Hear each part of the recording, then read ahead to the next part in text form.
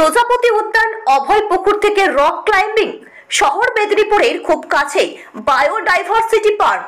প্রত্যন্ত জঙ্গলমহলেও নজরকাড়া জীব বৈচিত্র্য উদ্যান বা বায়োডাইভার্সিটি পার্ক খুলে গেল নতুন বছরে 2025-এর আগেই। যদিও পার্ক সাজানোর কাজ চলছে এখনো।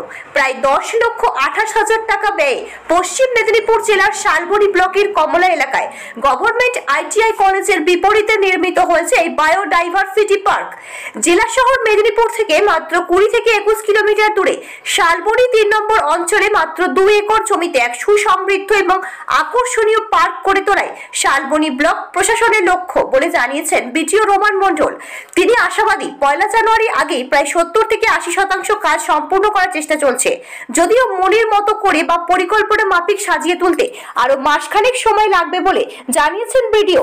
এই প্রসঙ্গে এও উল্লেখ্য যে ডিসেম্বর মাসের মাঝামাঝি সময় থেকেই সর্বসাধারণের জন্য খুলে দেওয়া হয়েছে এই পার্ক।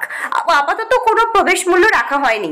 পার্কে নজরকাড়া I love Shalboni, selfie zone, ভেষজ উদ্যান, ফুলের উদ্যান প্রভৃতি কাজ প্রায় সম্পূর্ণ। প্রজাপতি উদ্যান এবং অভয় পুকুরের কাজ চলছে।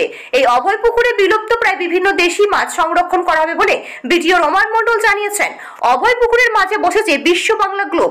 শিশুদের বিনোদনের জন্য নানা উপকরণের সাথে সাথেই বড়দের আউটডোর জিমও থাকছে শালবনীর এই বায়োডাইভার্সিটি পার্কে। তবে পার্কের সবথেকে আকর্ষণীয় বিষয় হতে চলেছে রক ক্লাইম্বিং। পশ্চিম মেদিনীপুর জেলায় এখনো কোনো পার্কে রক ক্লাইম্বিং অ্যাডভেঞ্চারের ব্যবস্থা নেই বলে জানিয়েছেন শালবনী ব্লক প্রশাসন। বিকেলে জঙ্গলমহলের এক মনোরম পরিবেশের মাঝে অবস্থিত এই জীব বৈচিত্র্য উদ্যানে দাঁড়িয়ে শালবনী ব্লকের সমষ্টি উন্নয়ন আধিকারিক বিডিও বলেন, রাজ্যের পরিবেশের দপ্তর তরফে শালবনী ব্লকে একটি জীব বৈচিত্র্য উদ্যান বা বায়োডাইভার্সিটি পার্ক তৈরির জন্য 10,28,000 টাকা এসেছিল। আমরা এই জায়গাটি বেছে নিয়েছি। গত 3 থেকে 4 মাস আগে থেকে কাজ শুরু করেছিলাম, তা এখনো প্রায় শেষের পথে। তিনি এও বলেন, এই বায়োডাইভার্সিটি পার্কে শিশুদের জন্য বিনোদনমূলক নানা উপকরণ ছাড়াও ভেষজ উদ্যান, বাটারফ্লাই গার্ডেন প্রভৃতি থাকছে। এছাড়াও দেশি মাছেদের সংরক্ষণের জন্য একটি অভয় পুকুর নির্মিত হচ্ছে। রক ক্লাইম্বিং অ্যাডভেঞ্চারের ব্যবস্থাও করা হবে, তবে সেই কাজ সম্পূর্ণ হতে কিছু সময় লাগতে পারে। যদিও সর্বসাধারণের জন্য ইতিমধ্যেই পার্ক খুলে দেওয়া হচ্ছে। পার্কের রক্ষণাবেক্ষণ কিভাবে হবে? বিডিও বলেন, খুব ভালো প্রশ্ন। অত্যন্ত এই এলাকায় পার্কে এখনই আমরা প্রবেশ মূল্য রাখছি না। সেক্ষেত্রে রক্ষণাবেক্ষণের খরচ জোগাড় করতে কিছুটা কাঠখড় পোড়াতেই হবে। আমরা এ নিয়ে পরিকল্পনা করেছি। ব্লক প্রশাসন ও পঞ্চায়েত সমিতির তরফে নির্দিষ্ট কোনো তহবিলের ব্যবস্থা করে সেখান থেকেই খরচ চালাবো। পশ্চিম মেদিনীপুর থেকে শান্তনু বর্ধনের রিপোর্ট, ওয়ার্ল্ড জনতা টিভি। স্যার, এখানে একটা বায়োডাইভার্সিটি পার্ক গড়ে উঠছে, তো কত টাকা এটার জন্য বরাদ্দ ধরা হয়েছে এবং কবে নাগাদ এটা জনগণের জন্য খুলে দেওয়া হবে এবং কি কি পরিষেবা, মানে এখানে কি কি সৌন্দর্যায়নের কাজ করা হবে? এটা রাজ্যের এনভায়রনমেন্ট ডিপার্টমেন্ট থেকে আমাদেরকে একটা 10,28,000 টাকার একটা টোটাল এস্টিমেট করে প্ল্যান দেওয়া হয়েছিল আমাদেরকে, যে একটা বায়োডাইভার্সিটি পার্ক করার জন্য, বিশেষ করে শালবনী অঞ্চলে। এটা জামবনী এলাকার মধ্যে পড়ছে আমাদের।